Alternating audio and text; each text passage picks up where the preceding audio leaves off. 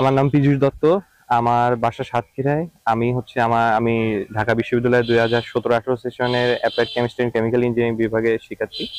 তো মূলত আমরা যখন 2018 সালে আমি যখন প্রথম আমাদের ইউনিভার্সিটিতে ভর্তি হই আমাদের ডিপার্টমেন্টে, তো তখন আমাদের মাথায় একটা চিন্তা আসে যে কিভাবে ধরেন যে ঢাকার বিভিন্ন জায়গায়, যেমন যখন আমি ঢাকা থেকে বাড়ি যেতাম ওই সময় আমাদের ফেরি হয়ে যেতে হতো ফরিদপুর দিয়ে। তো যখন সাভারের এলাকায় আমরা বাসটা আমাদের আসতো তখনই আমাদের নাকি একটা উৎকট গন্ধ আসতো। তো এই গন্ধটা উৎস ছিল মূলত যে আমাদের ঢাকা শহরের যে ময়লাগুলো আছে এগুলো মূলত ওইখানে ডাম্পিং করা হতো। তো ওই সময় একটা চিন্তা ছিল যে কিভাবে এই বর্জ্য থেকে কিছু করা যায় যেটা এই গন্ধটাকে নিরসন করবে, প্লাস এইটাকে অন্য একটা সোর্স হিসেবে, একটা রিসোর্স হিসেবে ব্যবহার করা যাবে। ইতিমধ্যে যেহেতু আমরা প্রথম বর্ষের শিক্ষার্থী, ওই সময় আমাদের থিসিস বা ওই ধরনের কোনো রিপোর্ট তৈরি করার কোনো অনুমোদন বা সাপোর্ট থাকতো না।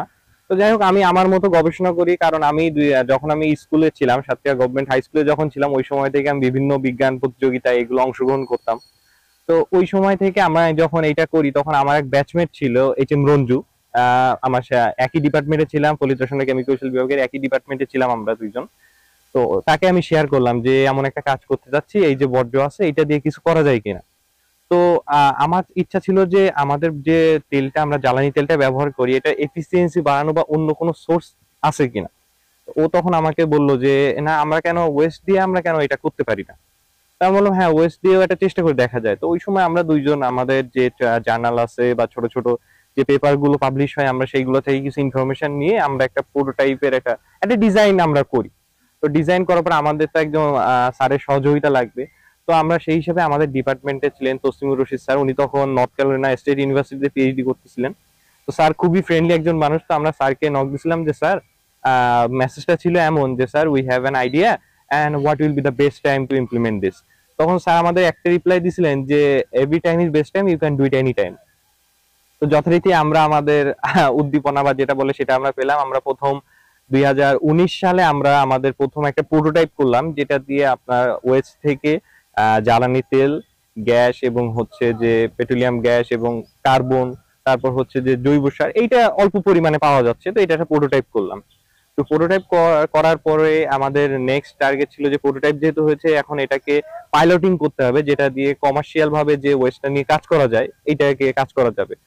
তো আমরা সেই অনুযায়ী আমরা কাজ শুরু করলাম এবং 2020-এর দিকে, আমরা 2019-এর শেষের দিকে আমরা আমাদের একজন ইনভেস্টর, আমাদের দাদা, উনি আমাদেরকে ইনভেস্ট করলেন কিছু মেশিনারিজ এবং এটা বানানোর জন্য।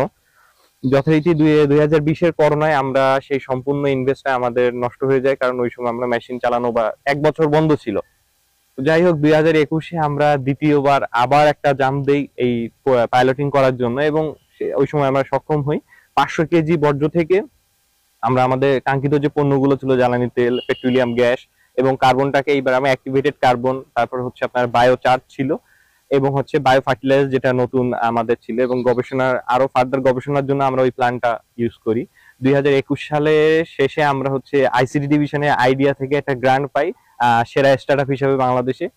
দেন তারপরে আমরা 2022 সালে একটা বেসরকারি শিল্প গ্রুপের সাথে আমরা কাজ শুরু করি এবং তাদের সাথে আমাদের কাজ এখনো চলমান রয়েছে। এবং 2023-24-এ আমি হচ্ছে বাংলাদেশ চ্যাম্পিয়ন হয়ে মানে এন্টারপ্রেনার্স অর্গানাইজেশনের global student entrepreneurship award GSEA তে বাংলাদেশ চ্যাম্পিয়ন হয়ে আমি বাংলাদেশের জন্য সাউথ এশিয়ায় কম্পিটিশন করি। যতটুকু ওখানে অনেক ফাইনালিস্ট ছিলেন প্রতিটা দেশের। তো ওই জায়গাটা থেকে একটা রেকগনিশন বা ওইখানে আমরা একটা নিজেদের মত বিনিময়ের একটা সুযোগ, স্কোপ পাই। তো মূলত আমাদের দেশের যে বর্জ্যের কোয়ালিটি এবং বর্জ্যের যে ধরন, এইটা অনুযায়ী আমরা যে টেকনোলজিটা ইউজ করি সেটা হচ্ছে থার্মোকেমিক্যাল টেকনোলজি, যেটা আমাদের নিজস্ব আবিষ্কার করা, 6 বছরের এই উপর গবেষণা করা এই টেকনোলজি। এই টেকনোলজিটার মাধ্যমে সম্পূর্ণ শতভাগ বর্জ্য থেকে শতভাগ পণ্য উৎপাদন সম্ভব হচ্ছে, এবং সেটাও আপনার পরিবেশ বান্ধব উপায়। আমাদের প্ল্যান্ট থেকে শুধুমাত্র যেটা বাইরে যায়, পরিবেশে নির্গত হয়, সেটা হচ্ছে শুধু জলীয় মানে বাষ্প, যেটার মধ্যে কার্বন ডাইঅক্সাইড থাকে না, কারণ কার্বন ডাইঅক্সাইড থাকে সামান্য পরিমাণ। আমরা সেটাকে কার্বন ক্যাপচারিং সিস্টেমের মাধ্যমে কার্বন ডাইঅক্সাইডটাকেও ক্যাপচার করি। তো এই প্ল্যানটা আমাদের বিভিন্ন সংস্থা, বিভিন্ন পৌরসভা থেকে তারা ভিজিট করছেন। ভিজিট করার পরে এখন বর্তমানে কয়েকটা জায়গায় আমাদের প্ল্যানটা কাজে, মানে আমাদের যে প্রকৃত প্ল্যান যেটা গবেষণা করার যে ফলটা সেটা এখন কাজে কাজে শুরু হচ্ছে, কয়েকটা জায়গায় ইমপ্লিমেন্টেশন শুরু হয়েছে। এবং আশা রাখি যে ভবিষ্যতে আমরা যদি এইটা আমাদের এই প্ল্যানটাকে স্থাপন সম্পূর্ণ মানুষের সামনে স্থাপন করে এই গবেষণাটা সম্পূর্ণ রূপ নিয়ে আসতে পারি, তাহলে বাংলাদেশকে বর্জ্য ব্যবস্থাপনায় এক নতুন দিক উন্মোচন করতে সহায়তা করবে এই প্ল্যান্ট, এবং বাংলাদেশেও যে অত্যাধুনিক বর্জ্য ব্যবস্থাপনা সম্ভব এবং সেটা সঠিক ব্যবস্থাপনার মাধ্যমে সেটাও প্রমাণ করবে।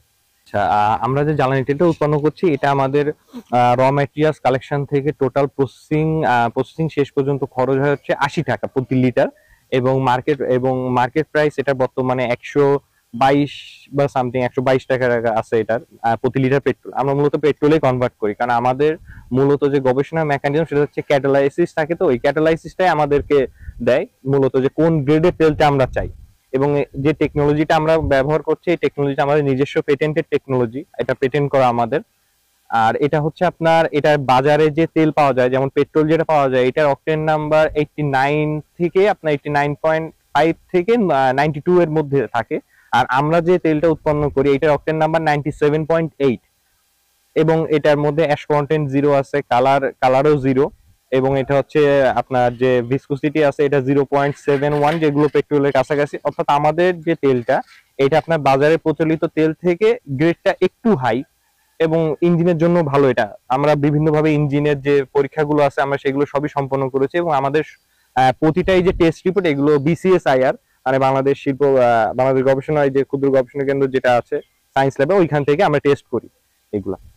সাতক্ষীরার জন্য যেহেতু আমি নিজে সাতক্ষীরার ছেলে, তো আমি চাচ্ছিলাম যে আমাদের যে টেকনোলজিটা আছে এটা যদি আমরা সাতক্ষীরায় আমার নিজের শহরে ইমপ্লিমেন্ট করতে পারি, তাহলে আমার শহরের যে বর্জ্যটা আছে এখন বিভিন্ন জায়গায় ফেলা হয়, আমার শহরে ওইভাবে ঢাকা বা অন্যান্য এরিয়ার মতো এক জায়গায় কালেকশন করে ডাম্পিং স্টেশন নেই, বড় ডাম্পিং স্টেশন নেই, যার ফলে সাতক্ষীরা বিভিন্ন জায়গায় অলিতে গলিতে, এবং আমাদের সব থেকে সাতক্ষীরার প্রাণ কেন্দ্র বলা হয় যেটাকে প্রাণ বলা যায়, প্রাণ শাহের খাল, ওই খালে মূলত শেষ অবস্থান হয়।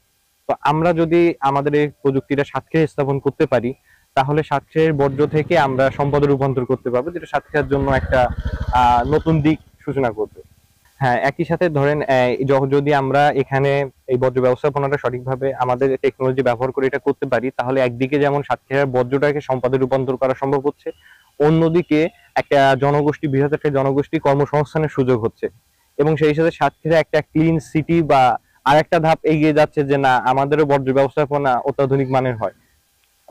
বিশেষ করে হয় কি যে বাংলাদেশে এই পর্যন্ত আমি বলবো না যে বাংলাদেশে কোনো টেকনোলজি বা ওয়েস্ট ম্যানেজমেন্টে কোনো টেকনোলজি আসেনি, না এটা না, বাংলাদেশে বিভিন্ন টেকনোলজি আসতেছে, আপনার কোরিয়ান আসতেছে, ডেনমার্ক আসতেছে, সুইডিশ আসতেছে, ইন্ডিয়ান টেকনোলজি আসতেছে, আরো নেদারল্যান্ডস টেকনোলজি আছে, অনেকগুলো টেকনোলজি আছে। কিন্তু সমস্যা হচ্ছে বিভিন্ন দেশের ওয়েস্ট, তাদের দেশের ওয়েস্টের যে কোয়ালিটি আর আমাদের দেশের ওয়েস্টের কোয়ালিটি এক।